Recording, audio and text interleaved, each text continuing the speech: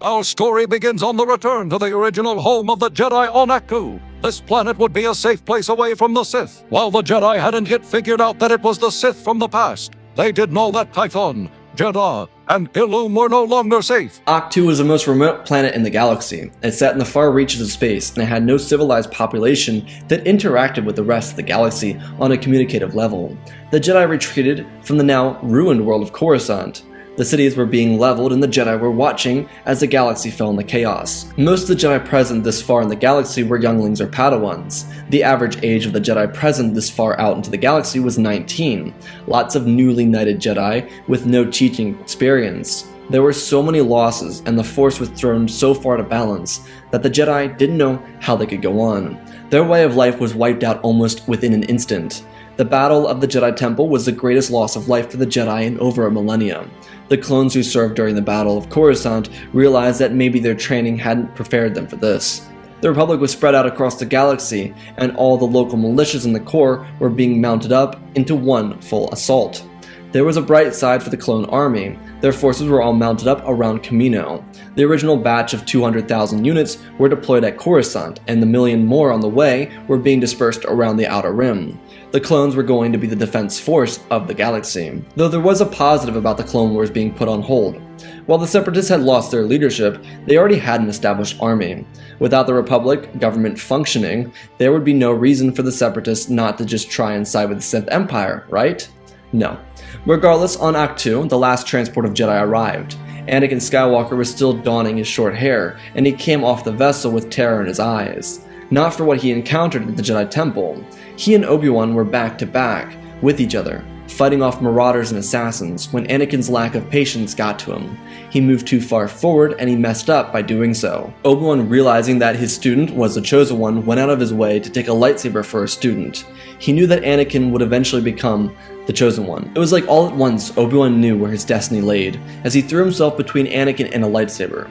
Obi-Wan had survived to make it to Ahch-To, and when they unloaded the transport, the sun glimmered down across the island. There were no more than 3,000 Jedi still alive.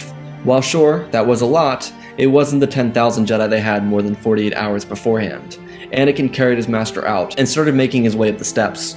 Everything was discombobulated at this point, and Anakin knew he had to get someone to help his master. Anakin was looking for a medical droid. They were all scoured across the island. Obi-Wan told Anakin to put him down. Anakin looked at his master and listened to him as he gently laid him down next to the view of the beautiful planet. It was at the top of a cliff overlooking the entire ocean. There were several islands across Ahch-To's surface. Obi-Wan looked out, and the sun lined itself across the skyline. It was almost nighttime. Obi-Wan turned back to Anakin and told him that he would become one with the Force soon. Anakin shook his head, telling his master that he would get a medical droid. Obi-Wan raised his voice slightly to tell Anakin that this was not a moment for haste action. This was a moment of solidarity. Anakin was always destined to be the chosen one. Obi-Wan told Anakin that he believed that the day would come of which he would bring balance to the Force. On that day, the galaxy would rejoice and find itself in balance. Until that moment though, Obi-Wan told Anakin that he'd be tested unlike any Jedi ever before had been tested. Anakin nodded his head. Obi-Wan then told Anakin that he was very proud of him. Anakin shook tears away from his face as he held Obi-Wan's hand. Obi-Wan told Anakin that he just asked if he could do one thing for him. Anakin responded, telling him that he would do anything. Obi-Wan pulled from his belt a small necklace with a silicax oxalate gem on it. Anakin asked what it was, as Obi-Wan told him it was a gift from the Duchess of Mandalore. Obi-Wan, with his final breath, told his student to give it back to his one true love. Anakin held the necklace in Obi-Wan's hand as his master's hand fell limp back down to the grass of the island. Anakin pushed his tears back inside of him as he held his master in his lap, trying to grasp what had just happened. A few of the council members were in the area, but only one came to Skywalker's side. Anakin sat down, quiet, heavy under his breath, broken under the words and the weight that his master had just passed on to him. Just as the same were the words that the weight of what Qui-Gon Jinn passed down to Obi-Wan. Anakin now understood the weight of being the Jedi's chosen one.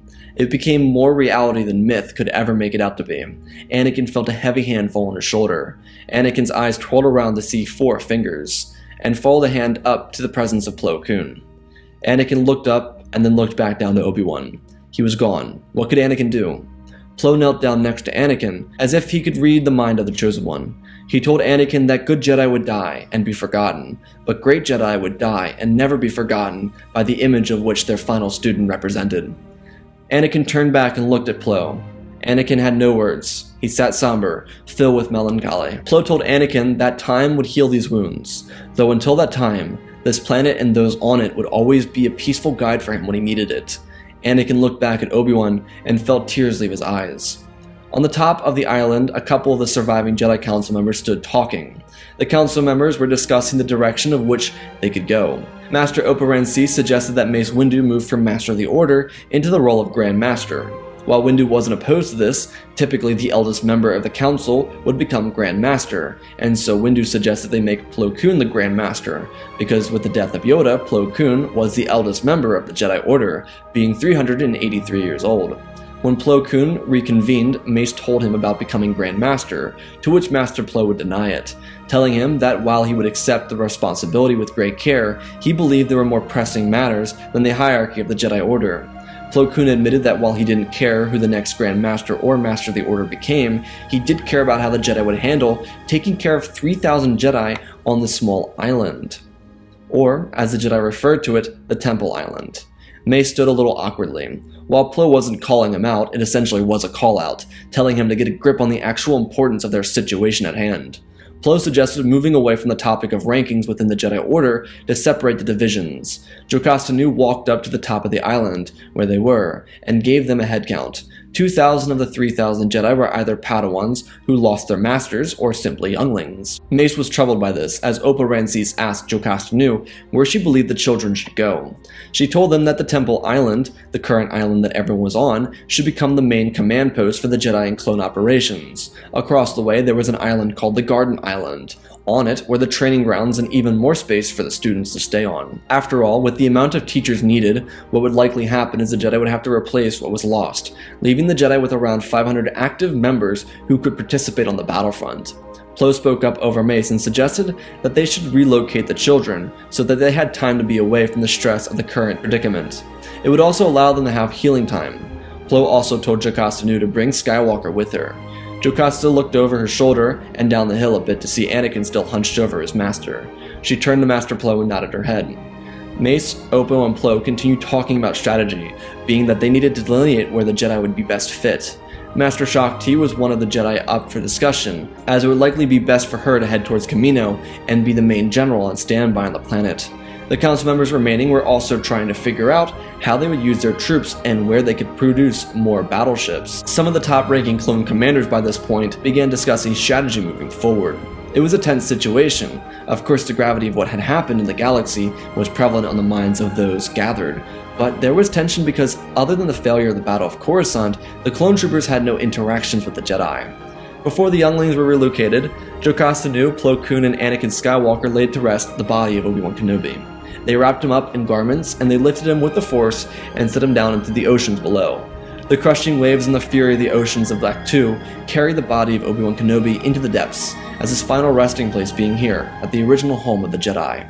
Anakin would remain silent, looking over the edge, with pain in his heart and the wind blowing across his face. Skywalker knew it was the end of his master. It was real, and he had to come to terms with it. Someone Anakin considered to be a father, and while Obi-Wan may have considered Anakin a brother, the two were the same in some respect, and the love shared between the two of them equal. Jocasta Nu, after loading the final transport of younglings, would bring Anakin away from the edge and take him with her and Master Sera Sinube over to the Garden Island, where they could try and begin to make things right. It was only a matter of time until they could actually turn everything around for themselves. The Garden Island may have been more somber than the Temple Island. While on the Temple Island there were only Masters and Knights, it held less sadness than the Garden Island. Here were the children of the Force, and the children who watched their home crumble. They had no ability to understand how or why. All they knew is what was. And what was that their home was gone. And for them, their friends had died. And even more so for them, their masters had perished in an attempt to protect them from the Sith. Anakin was very quiet when he arrived. He walked around and avoided the younglings and Padawans, as he made his way for the uppermost part of the island. He found a rock and sat down on it. Anakin looked out across the horizon. It was dark. He couldn't see much, but he could hear the sound of crashing of waves. The porgs were all quiet, but he couldn't see them either. Anakin thought to himself, reflecting upon everything that had happened. Anakin was one of a couple hundred Jedi Knights that survived, though Anakin was the only one who was away from everyone. Since it was nighttime, most of the Padawans were being put to sleep on the hard, cold, wet ground, while the Knights, at the least the ones who were still awake, took care of those who couldn't sleep. Most of the reason anyone was sleeping was because of pure exhaustion. The trauma of the past 48 hours could keep anyone awake for a fortnight, but that wasn't the case here. On the Temple Island, it was the case. Most of the Masters and Knights over there were awake. But here, Anakin was silently sitting on his pouch, assuming no one had noticed his disappearance. Though while he was sitting here, he heard the voice call out to him. It was as soft as a siren, and it sent a chill down his spine, mostly because he hadn't expected anyone to notice him while he sat alone. He assumed he went unnoticed, and yet that was far from the truth. Anakin turned his head to see a woman with silky blonde hair and amber eyes. They met eyes, and then Anakin turned away his attention. She asked what he was doing up here, all alone, to which Anakin told her he was thinking. She knew him very well. Everyone did. He was the chosen one, so he needed no introduction. But her, on the other hand, she was just one of 10,000, now only one of 3,000 remaining. She told Anakin it made sense why he came up here, to where they were. It was quiet and serene, almost like the garden inside the Jedi Temple. Anakin nodded his head. She continued, introducing herself as Natabre. Anakin asked if that was her only name. She could tell he wasn't very interested in seeing a chance for a brighter future, but she responded telling him her full name, Natabre Morden. Anakin gave a sly, nice to meet you before looking back into the abyss. She commented, suggesting that as a chosen one, maybe he should try and see the light in the situation. Anakin snapped, turning around and blasting her, exclaiming that he lost his master and he felt like the pressure of the entire galaxy was riding on his back. Natabre looked at him, shocked at first, but then her eyebrows creased. She didn't like the tone of which Skywalker had. She responded heavily, using her silky voice to convey a message that only Anakin didn't want to hear, explaining that she too lost her master. A lot of Jedi did, but they weren't hiding out here in cowardice. The entire Jedi Order felt the pressure he felt. He might be the chosen one, but this fight was everyone's, not just his. He would amount to nothing if he believed he could step in front of the entire Sith Empire wielding his lightsaber and assume that he could take them all on by himself. She continued, the path of a Jedi is righteous and patience, not found in cowardice nor pride. That's why it wasn't easy. Her fiery tone dropped down as she apologized for disturbing the Chosen One's alone time on his throne of shame, whipping herself back and walking down from his little pouch. Natabre bit her lip as she walked down. She was holding back tears. The thought of her master dying still haunted her in the forefront of her mind. She could still see him crying out to her, telling her to never look back. Natabre was the same age as Anakin. They could have been in the same classes inside the Jedi Temple because of their age group, but they weren't. Natabre felt sincerely bad about how she responded. She knew it wasn't the Jedi way to respond with such overarching rage. She was ashamed in herself. She acted out of line for a Jedi, and her master would have been disappointed in her. Natabre turned around and looked at the pouch. Anakin hadn't moved. She turned back around and walked into the darkness. She looked for a place to call her own, and when she did, she reverted into meditation. Natabre, by all means, was a Jedi at heart. She was raised as a Jedi, and she was trained to be emotionless in every aspect of life. Yet at her weakest, she only proved herself how much she needed to learn to be a Jedi true at heart. And at that, how much Anakin needed to change if he were truly meant to fulfill the prophecy. It had been a long 48 hours, and Natabre realized that she could give it a rest. It was time that she meditate and get some sleep. The morning would roll by sooner than anyone would have expected, and the effects of the last 2 days would become real. No longer were the Jedi inside the temple. They were now on 2 separate islands on the most unfindable planet in the galaxy. The announcement would be made to the Jedi that former Master of the Order, Mace Windu, would be made into Grand Master of the Jedi Order. The majority of rightly aged Jedi would be confused as to why Windu became the Grand Master over Master Plo Koon, considering the age difference, but they were never given any answers as to why. Most of the Jedi didn't assume to have an issue with this, but Anakin Skywalker did. He felt that Windu would put him into a bad place. It was Windu that didn't want him to become a Jedi to begin with. Anakin felt fear, like a cornered animal, and so because of that fear, his mind ran rampant. Yoda, while never exactly vocal about his fondness of Skywalker, made Anakin feel as if he could survive as a Jedi. But Mace Windu was a different story. If the Grand Master had been Plo Koon, he wouldn't feel the same about it. Anakin decided that he didn't want to leave the Garden Island, knowing that he wouldn't be able to hold his composure with himself. He knew that interacting with Mace would bring up a new confrontation. Though, even if Anakin wanted to go to the other island, he wouldn't be able to. There were specific transports used to get them from island to island. The reason for that being to ensure that the younglings and Padawans stayed put. Tragically, if they didn't want to stay put, it would result into them diving off the island into their death at the bottom of the Ahch-To seas. That didn't happen yet, and yet no one would assume to think it could happen. There was also a notion during the message that was played for all the Jedi that the core had gone silent. What had happened to the core was unknown, but the last reports that the clones had were nothing. Windu exclaimed that if there were any sort of resurgence of communication from the core, they would make sure to tell them. Windu's final message to the Jedi would be that the Jedi stationed on the Garden Island were meant to become teachers and help raise the next generation of students in the Jedi Order. Their roles had been defined. There was no leaving Ahch-To if the Jedi were stationed on the Garden Island. On the other hand, if the Jedi were on the Temple Island, then they would be joining the clones on the front lines. Anakin listened to the message until the transmission cut off. Anakin grew angrier and angrier in this moment. He looked across the crowd and saw Natabre, who was looking at the message until she closed her eyes momentarily. She could feel Anakin's eyes on her, and she turned around and opened them to see Anakin. He looked at her, blinked, and then walked into the midst of the crowd. Part of her wanted to follow Anakin, but she knew it was a bad idea. He was someone else's problem. She knew that if she instigated something, he'd likely lose his mind. All things considered, she could feel how unstable he was, even from this distance. Though it was that instability that made her want to talk to Skywalker. She was afraid of doing something negative though, but if she trusted that if he were the chosen one, the right series of events would play out. Just as she thought that, she saw Jocasta Nu and began talking to her about what responsibilities she would have. Jocasta Nu told Natabre that each Jedi Knight would be taking in 2 to 4 students at a time. Master Jocasta admitted that there were things that Mace left out in his speech that they had all previously talked about.